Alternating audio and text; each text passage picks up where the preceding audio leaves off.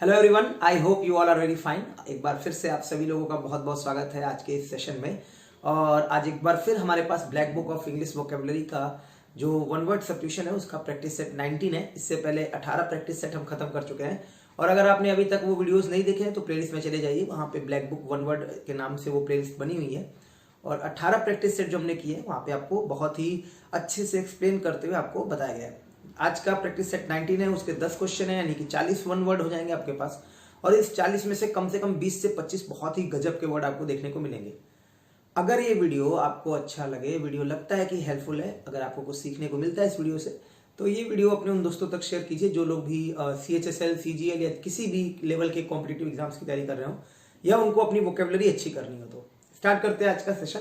पहला क्वेश्चन है हमारे पास, to move back and forth और साइडवेज। फोर्थ मतलब होता है आगे की ओर जाना, तो पीछे की ओर होना, आना, आगे की ओर जाना या इधर उधर से जाना। इसके लिए 4 वर्ड है आपके पास, सोजर्न, टेरियंस, ट्रैवर्स और ब्रेदर।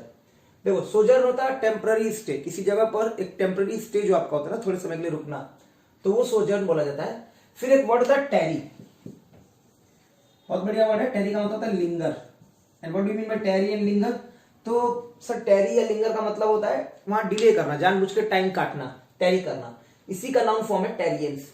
ट्रैवर्स होता है एक तरह से ट्रेवल करना, क्रॉस करना, एक लार्ज एरिया ऑफ लैंड को पार करना, तो इधर उधर होना या मूव बैक फोर्थ, इन सब के लिए यूज करोगे ट्रैवर्स। क्लियर? जो ट्रैवर्स वर्ड है इसका मतलब होता है एक लार्ज एरिया ऑफ लैंड को ट्रेवल करना या फिर टू मूव बैक और फोर्थ या साइडवेज।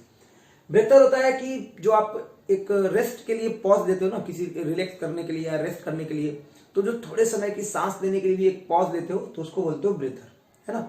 ये शॉर्ट टाइम का जो पॉज होता है आपका, उसको ब्रीथर बोलते हैं। तो सही ऑप्शन हो पाएगा आपका ट्रैवर्स। क्लियर?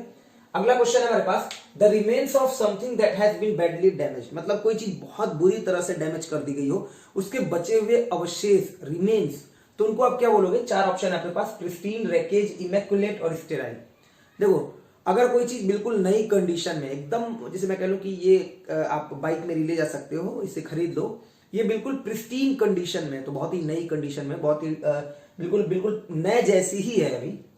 रैकेज आपका सही ऑप्शन होगा। वो रिमेन्स, अवशेष जो किसी व्हीकल कह लो या फिर कोई बिल्डिंग्स कह लो, कुछ कोई भी चीज है वो टूटने के बाद, शिप कह लो, तो उसको रैकेज बोलते हैं, जो बचा हुआ पार्ट होता है। इमैक्युलेट एक बहुत ही अच्छा वर्ड है, आपके स्पेलिंग करेक्शन में आ सकता है। एक तो डबल एम की वजह से आपको ध्यान रखना है, IMMACULATE, immaculate, sorry IMMACULATE, immaculate. एक तो डबल एम की वजह से स्पेलिंग करेक्शन में आ सकता है। दूसरी बात यह है कि बहुत ही प्यारा वर्ड है इमैक्युलेट। अगर आपकी परफॉर्मेंस बहुत अच्छी है, आप बहुत बढ़िया परफॉर्म किए कहीं पे जाके, तो इमैक्युलेट परफॉर्मेंस बोल सकते हो, जहां पे कोई भी त्रुटि नहीं हुई है, आपसे कोई भी फॉल्ट नहीं हुआ है। इसके अलावा अगर आपकी ड्रेस को लेकर ये वर्ड यूज किया जा रहा है, तो इसका मतलब आपकी ड्रेस पे कोई भी स्पॉट नहीं है, कोई भी उसमें कमी नहीं है, तो उसको आप इमैक्युलेट बोल सकते हो। स्टेरिल होता है, ये भी 2 सेंस में यूज होता है। एक होता है इनफर्टाइल सेंस में, मतलब जो कुछ प्रोड्यूस ना कर सके।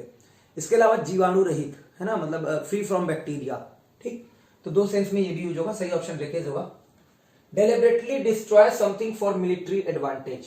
डेलिबरेटली मतलब होता है जानबूझकर। डेलिबरेट जो है वो आपका एडजेक्टिव होता है, LY लगा के एडवर्ब बना दिया। डेलिबरेटली मतलब जानबूझकर अपने मिलिट्री एडवांटेज के लिए कोई चीज तोड़फोड़ की जा रही है। 4 ऑप्शन है आपके पास, डिवोशन, फिडिलिटी, सैबोटेज और आर्डर। इसमें ध्यान रखना, ये आर वाला साउंड प्रोनाउंस नहीं किया जाएगा, ऑर्डर बोला जाएगा, ऑर्डर। तो ऑर्डर का मतलब होता है पैशन, आपका जुनून, आपका इंथुजियाज्म, इसको बोलते हो ऑर्डर। डिवोशन होता है आपका समर्पण। फिडिलिटी होता है the fact of being loyal, loyal होना जो होता है उसको बोलते हैं फिडिलिटी। ठीक, विश्वास जिसको आप बोलते हो। डिवोशन आपका समर्पण होता है। तो सही ऑप्शन होगा सैबोटेज। नाउन वर्ब दोनों तरह से यूज किया जाता है, तो ध्यान रखना सही ऑप्शन हो पाएगा सैबोटेज। नेक्स्ट वर्ड है हमारे पास, द एरिया नियर और सराउंडिंग ए पर्टिकुलर प्लेस। किसी एक जगह के आसपास का जो एरिया होता है उसके लिए आप कौन सा वर्ड यूज करोगे? आपके पास ऑप्शन है हॉरिजॉन, डिस्टेंट, रिमूव्ड और विसिनिटी। तो जो सही ऑप्शन है वो आपका विसिनिटी है। क्लियर? जो सही ऑप्शन है वो क्या है? विसिनिटी, अहाता। ठीक है, बाकी रिमूव्ड बहुत ही कॉमन वर्ड है, रिमूव किया जा चुका है, तो रिमूव्ड। डिस्टेंट दूरी के लिए यूज करते हो, जैसे डिस्टेंट स्टार्स हैं तो दूरी वाले तारे हैं। हॉरिजॉन जहां पे मतलब बादल जाके मिल रहे हो, है ना, where sky seems to meet to land, तो उसको यूज कर सकते हो, उसको बोलते हो horizon. Full of twist and turns, जिसमें बहुत सारे ट्विस्ट हो, बहुत सारे टर्न्स हो, बहुत सारे बेंड हो, बहुत सारे घुमाव हो, मतलब बहुत पेचीदा हो, मुड़ाव हो, तो उसके लिए आपके पास 4 ऑप्शन है, टॉर्चुअस, फसाइल, स्मूथ और सिंच। और जितने भी ये वर्ड आप देख रहे हो उनमें सबसे प्यारा और सबसे खूबसूरत जो वर्ड है वो सिंच है। सिंच का मतलब होता है कोई बहुत ही इजी टास्क, बहुत ही इजी काम। दिस इज अ सिंच, तो ये बहुत ही इजी काम है, इनको याद करना। जैसे आप बोलते हो ना shooting fish in a barrel, तो उसी तरह का ये वर्ड बहुत प्यारा वर्ड है सिंच, बहुत ही आसान काम। स्मूथ, कोई भी चीज स्मूथ है, जैसे सरफेस है स्मूथ है, ठीक है। फसाइल एक अच्छा वर्ड है, विदाउट एफर्ट, बिना एफर्ट का, एफर्टलेस, इसको बोलते हो फसाइल। बट होता है तो ये डिसअप्रूवल सेंस में यूज होता है। जब भी इसको यूज करोगे ना फसाइल को, तो बड़ा निगेटिव और डिसअप्रूवल सेंस देता है। जैसे अगर मैं बोलूं कि ये फसाइल एक्सप्लेनेशन है, इसका मतलब मैं बहुत उससे थोरू नहीं हुआ हूं, बहुत ज्यादा डीप नहीं गया हूं, ऐसे ऊपर ऊपर की नॉलेज पे मैं बोल रहा हूं, तो दैट इज कॉल्ड फसाइल एक्सप्लेनेशन। जब भी कोई चीज फसाइल होती है तो बिना एफर्ट के होती है, उसमें बहुत ज्यादा एफर्ट नहीं डाला जाता है, और ये डिसअप्रूवल शो करता है। कभी भी पॉजिटिव सेंस में नहीं यूज करना चाहिए इसको। तो सही ऑप्शन जो होगा वो होगा टॉर्ट्यूअस, घुमावदार, है ना, बहुत सारे जिसमें ट्विस्ट हो, टर्न्स हो। फिर हमारे पास द प्रैक्टिस ऑफ मैजिक, तो जादू की जो प्रैक्टिस है उसको क्या बोलोगे आप? ऑप्शन है आपके पास पैल्पेबल, कॉर्पोरल, सब्सटेंशियल और विचरी। ठीक, देखो पैल्पेबल होता है, जैसे मान लो कोई परेशानी है और आपके चेहरे पे मुझे दिख रही है, तो वो मुझे पैल्पेबल हो रही है ना। That can be feel, ABLE लगा हुआ है, एडजेक्टिव, तो पैल्पेबल है। जैसे मैं कह रहा हूं कि यार तुम्हारे जो मतलब चेहरा है उसे देख के लग रहा है कि टेंशन जो है वो पैल्पेबल है, मतलब पूरा पता चल रहा है कि कुछ है प्रॉब्लम, तो that is called palpable. Corporal होता है शारीरिक, ऑफ द बॉडी। अगर कॉर्पोरल पनिशमेंट मिल रहा है तो शारीरिक दंड के लिए यूज करते हो कॉर्पोरल पनिशमेंट। सब्सटेंशियल जो ये वर्ड है ना, सब्सटेंशियल, अगर सब्सटेंशियल इंप्रूवमेंट हो रहे हैं मेरे सेशंस के बाद, मुझे मेरे पढ़ाने के बाद, तो इसको बोलते हैं कि बहुत ज्यादा ग्रोथ हो रहा है, अलॉट, है ना, तो दैट इज कॉल्ड सब्सटेंशियल। सही ऑप्शन विचरी होगा। कमेंट बॉक्स में विच का मतलब लिखकर बताओ। सही ऑप्शन विचरी है, और कमेंट बॉक्स में विच का मतलब लिखकर बताओ। नेक्स्ट हमारे पास इरिटेटिंग इनकन्वीनियंस। ध्यान रखना, ये IN हटा दोगे तो कन्वीनियंस की स्पेलिंग करेक्शन आती है, CONVENIENCE।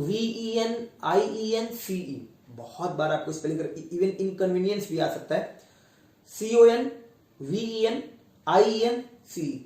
तो जो असुविधा होती है, जो कि बहुत ही इरिटेट करती है, बहुत ही अनोइंग होती है, बहुत ज्यादा अनोइंग होती है, तो उसके लिए आप क्या वर्ड यूज करोगे? ट्रैंक्विलिटी, हैसल, हार्मोनी और रेक्टिट्यूड।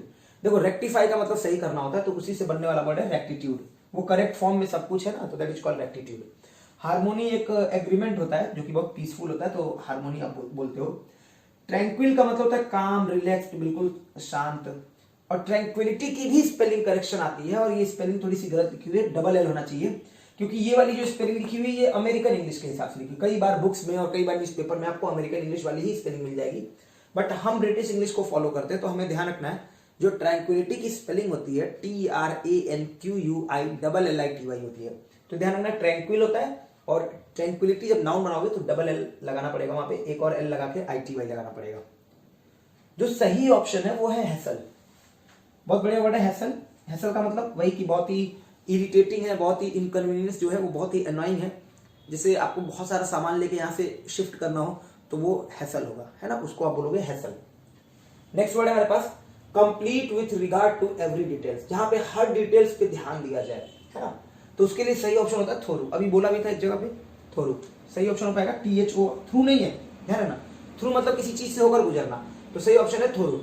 फिर आपके पास एक ऑप्शन है लैकेडेसिकल। अगर आपका लैकेडेसिकल अप्रोच है तो मतलब आप उस पर बहुत ज्यादा ध्यान नहीं दे रहे हो, बहुत बेपरवाह हो, बिल्कुल केयर नहीं कर रहे हो, तो लैकेडेसिकल अप्रोच है। जैसे आपको जॉब चाहिए, ठीक है, और बट आप उतना उस चीज के लिए परेशान नहीं हो रहे हो कि मतलब यहाँ भी जाऊं वहां भी जाऊं, पता चला आप चुपचाप बैठे हो घर में कि ठीक है कहीं से ऑप्शन आएगा फिर मैं काम करूंगा, तो ये अप्रोच जो होगी आपसे, आपको कोई बोलेगा कि आपकी लैकेडेसिकल अप्रोच है। कसरी, कसरी का क्या मतलब होता है? कसरी का मतलब होता है बहुत ही सरसरी निगाह से देखना। कसरी ग्लांस आप देख सकते हो, बर्ड्स आई व्यू होता है, एडजेक्टिव की तरह यूज होगा कसरी। क्लियर? और ये जो लैक्स है, लैक्स, ये आप जब जहां पे जो रूल्स और रेगुलेशन थोड़े से ढीले पड़ जाए, जहां पे डिसिप्लिन थोड़ा सा कमजोर पड़ जाए, वहां पे यूज करते हो कि लैक्स सिक्योरिटी है, लैक्स या लैक्स एटीट्यूड है, ठीक है ना। तो जहां पे भी सिक्योरिटी थोड़ी कम हो जाए या कमजोर पड़ जाए तो वहां ये वर्ड होगा एडजेक्टिव के तौर पे लैक्स। सही ऑप्शन होगा थोरू। क्लियर?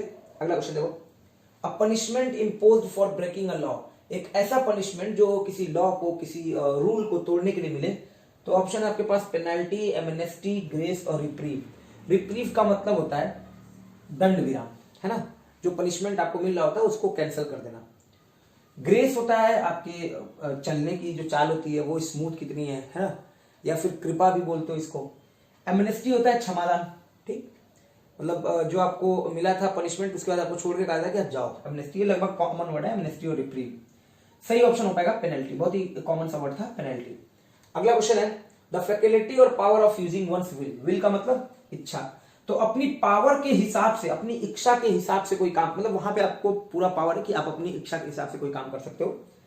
एंटागोनिज्म, एवर्जन और रिजेक्शन, ये तीनों एक ही कैटेगरी के वर्ड आपको दिखेंगे।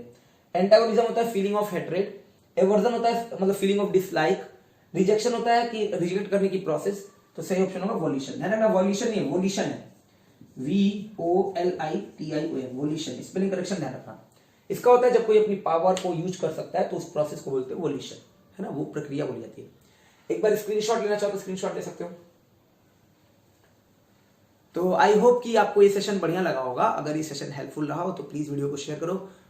आज के लिए इतना ही है, फिर नेक्स्ट सेशन में मिलेंगे, तब तक के लिए अपना ध्यान रखिएगा। आप सभी लोगों को बहुत बहुत धन्यवाद, थैंक यू।